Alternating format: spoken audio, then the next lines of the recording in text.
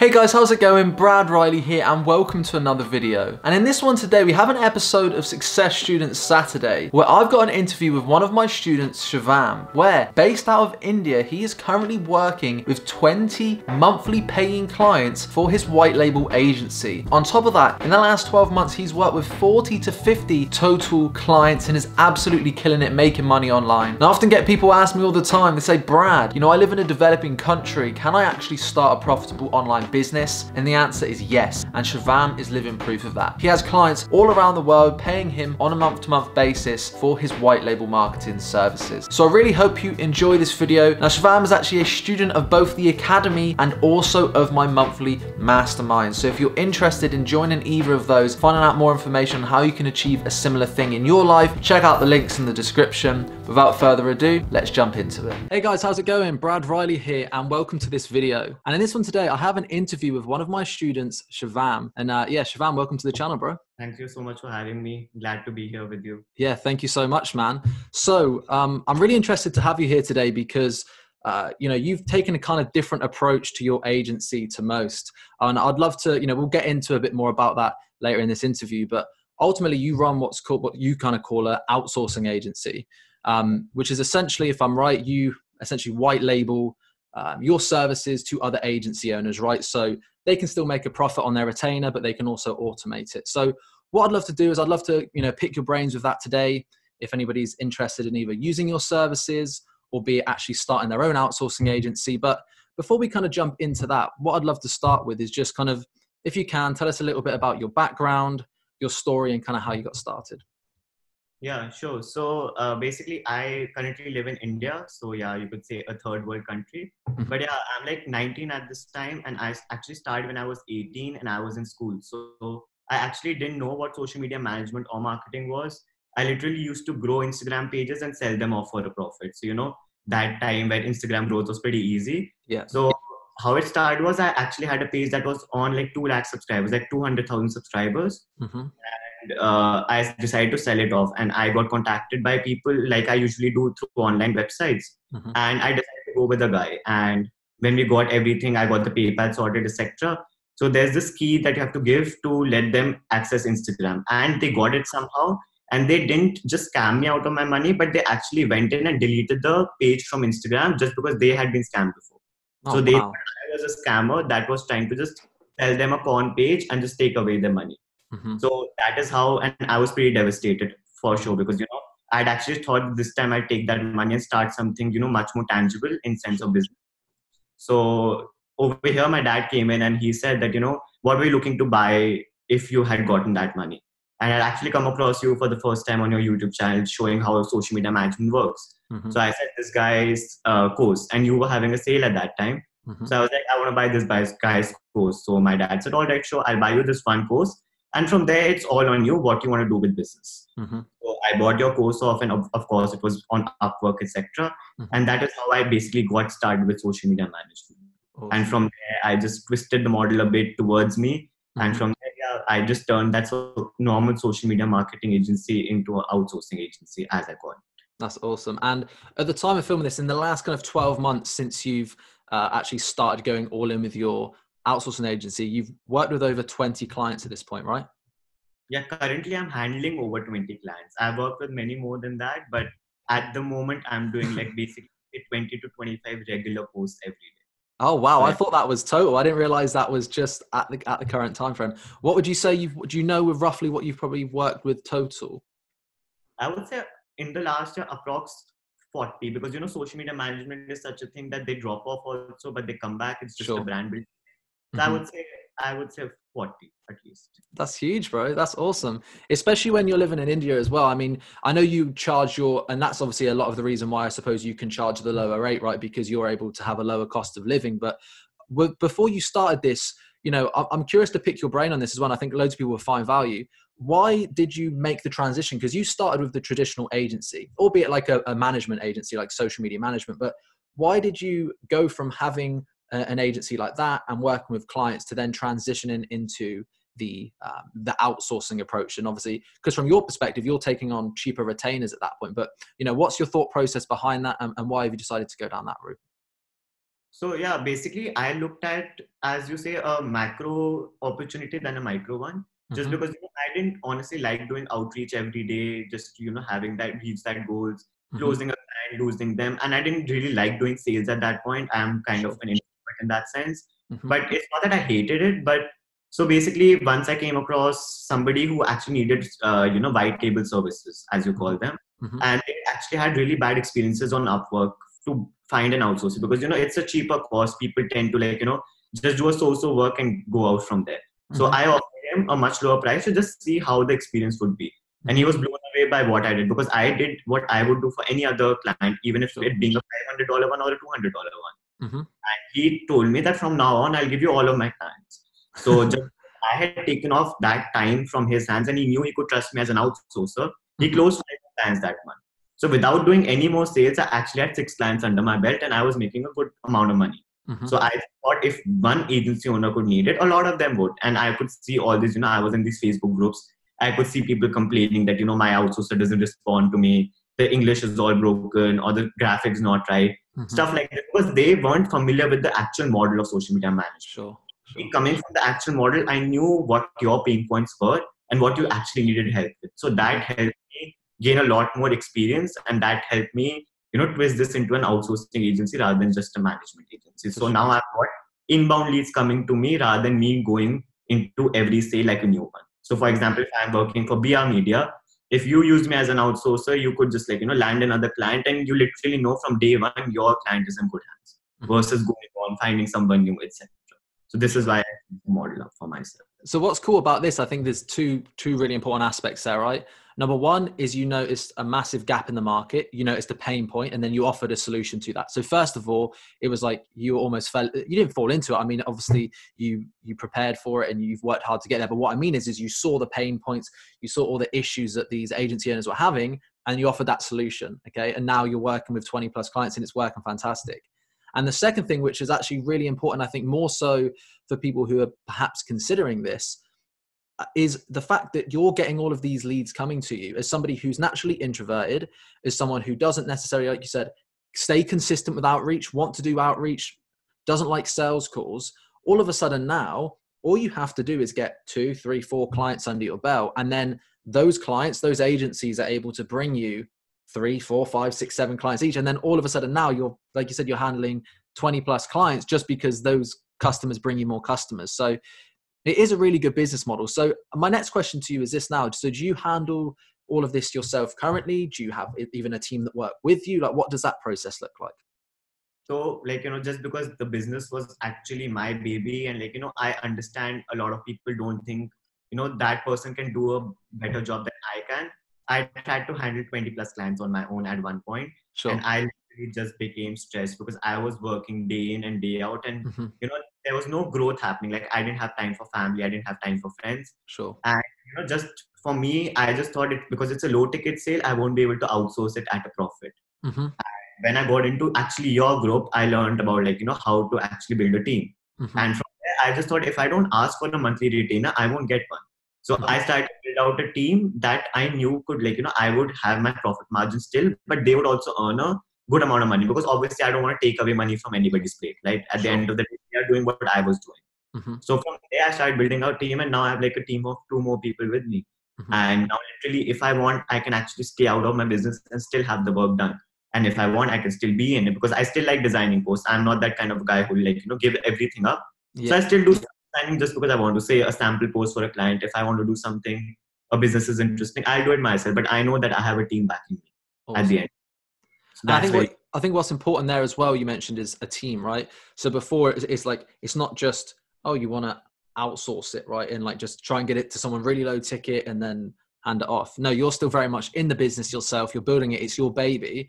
And actually what you've done is you've found people and trained them. So essentially they are you, but they're just replicas of you, right? Because you've taught them everything, you've trained them, and they obviously have their own experience. So, that's really important, actually having a team, as opposed to, especially if it's coming down the chain to you, right? And somebody's already outsourcing or white labeling to you. If you then do it again, it's down this chain, but instead that's not the case, right? You've actually built a real fantastic team who you trust. And it's cool that it's only small as well. Like 3 people, it's not a massive team. So it's still, it's still very personal, I think, for your clients as well. Yeah, of course. It is very personal. And I still like to keep in contact personally with every client. I'm not that kind of like, let my team handle everything. For I sure. still like be the guy who takes the fall, because at the end of the day, it's my team. If something goes wrong, I'm not gonna put the blame on them, right? Of course. So I have every agency owner still sees my name in the chat because I'm the one chatting to them rather than my team. For sure. If there's something wrong, I'd rather tag my team and tell them, okay, this has to be done, rather than the client feeling left out in between the cycle. Like you said, it's a big chain. So they don't want to feel that, I just outsource it to somebody, even though I'm building a proper team. There's this line is pretty thin between building a team and outsourcing it. There's a fine line over there. So I try to make that clear that they are my team and not my outsourcers. I'm not taking it and making it for cheaper. I am losing a lot of my profit margin, but I am saying that macro game that if you give me 10 clients over one client, I'm much rather to make money and actually prosper rather than just taking on one client and doing a horrible job for them. Well, that's it as well, right? Because you've got more people. Like if you try to take on 30 clients, just you, the actual work quality will drop, right? Whereas when you've got 2-3 people, it's not that you're outsourcing, it's that actually you're taking a cut in your profit so you can continue to actually offer that quality, right? And you can get them to help you and make sure everyone gets their attention and focus, which is important. So, okay, on the note of this, before I want to jump into something else, what if somebody was interested in starting, perhaps maybe it's somebody who, just like yourself, they live in India or a developing country and they're looking at perhaps starting something like this. What would your advice be for them? If you just had 2 or 3 pieces of advice for somebody who wanted to go the same route as you, ditch the traditional route and just go straight down to like a white label offering, what would that advice be for them? I would say the number one thing is to actually build a proper portfolio for yourself, because I've happened many times that people try to reach out to people and they don't have any experience under their belt. You literally don't need any clients. You can make up mock pictures. You can just imagine there's a restaurant business, make 4 posts for them, put it in a portfolio. That's how I started. That's how because even if you reach out to any business, they'll first of all ask you for your work experience. And if you don't have any, if you think about the business owner, if somebody comes up to you as a business owner and offers their services, they would obviously like to see what they've done for them. They've done for other businesses.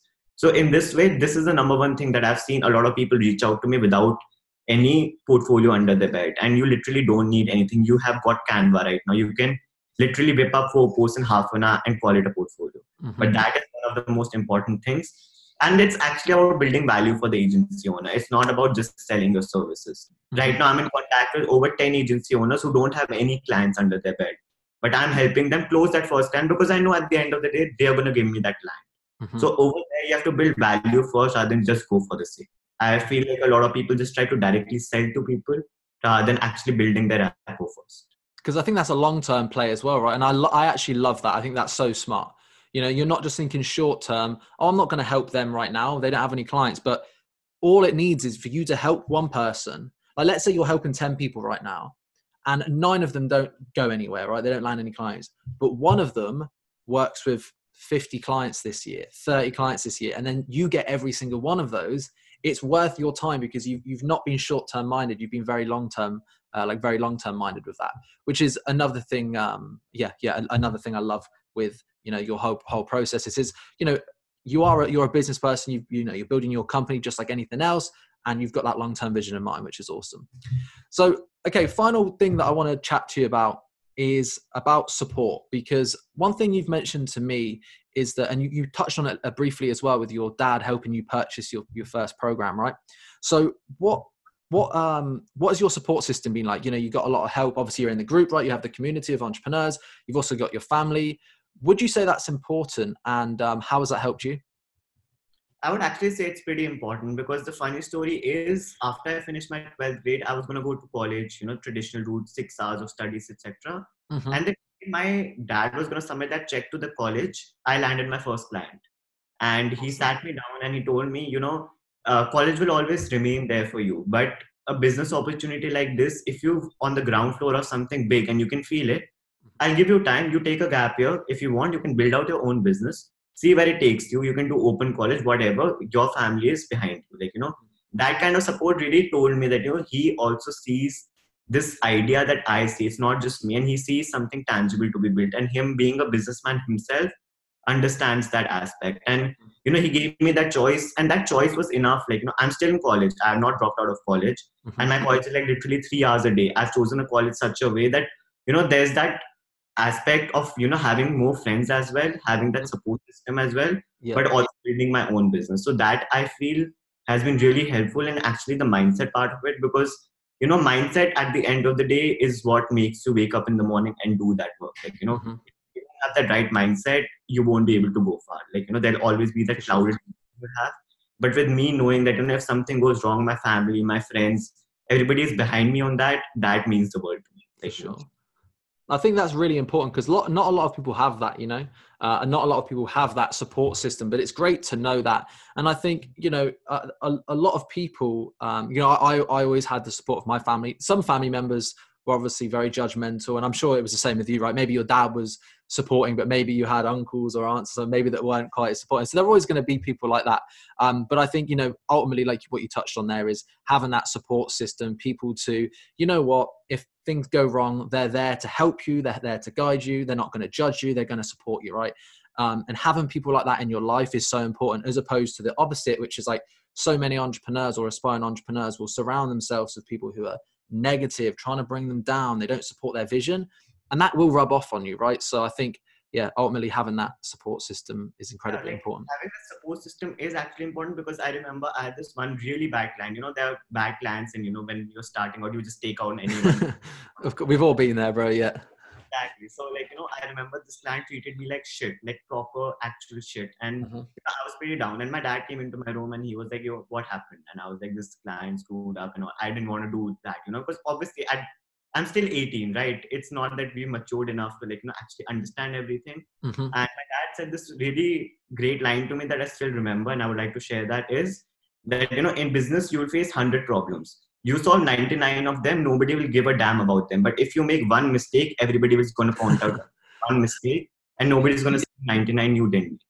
So, you need to focus on getting those 99 right. Even if one is wrong, you can later on, work on it, but don't give up the 100 just because of that one mistake. Exactly. I love that. That's fantastic, man. I'm just curious to know, is your dad an entrepreneur then as well? Does he have a business or? Yeah. He actually has a business. He's also in his family business. So I didn't want to family business, and my dad was like, if you want to do social media, you do you. Awesome. At the end of the day, he wanted me to be happy, and I'm glad about that. My mom being the same, my sister being more towards the educational background than the business background. She also still supported me in saying that you do what you want to do, because there's always this comparison between a brother and a sister, saying see, your sister's getting 95 above, you're getting 70, this kind of always does exist. But over here they didn't make me feel that, and that I feel helped tremendously. And for people who don't actually have that family support, I feel group like yours actually play a really important part in that, because that people are struggling with the same things you are struggling, and it's good to talk about that rather than just keep it out in the alone, keep it out to yourself.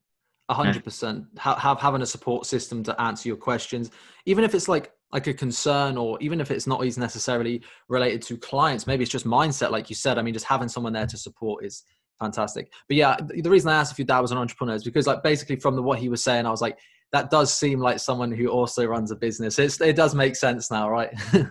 Yeah, but of course, that's why I really love, in phase, now social communities are so big, just joining groups, joining people, and seeing their struggles make you feel, I'm not in it alone. Because right now you're just on a person on your laptop doing the work, and you feel that nobody understands you, even though there are thousands of people doing the same exact thing at the same exact time. You just need to find them. That's it. That's it. And that's it. I mean, they're not always necessarily local to you, right? Most of these people are scattered around the world. And that's the amazing thing about communities. So yeah, I really appreciate you coming on today. Thanks for sharing your angle. I think it's going to be interesting for a ton of people. What I want to do now, I'm sure we'll get you on if people are interested, they want to see it. And I'm sure we can do another interview further down the line as well. But I want to make sure everyone goes and checks you out. If you're interested in obviously learning more about this stuff, or whether you're actually an agency owner right now and you want to use Shivam's services, all the links to that will be down below. I'm sure if people are just interested, can they just DM you on social media? Like, how do you want them to approach that?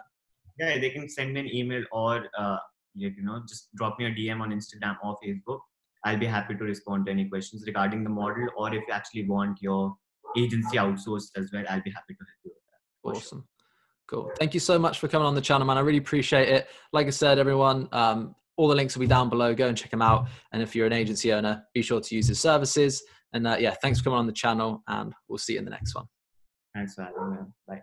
All right, so there we have it. Thank you so much for watching this video. I hope you enjoyed. Again, all of Shivam's links will be down in the description below, as well as all the links to both the Academy and also my monthly mastermind if you're looking to learn and have me mentor you personally to take your business to the next level. So again, all the links in the description. I'd love to see you there. Thank you again so much for watching, and I'll see you in the next video.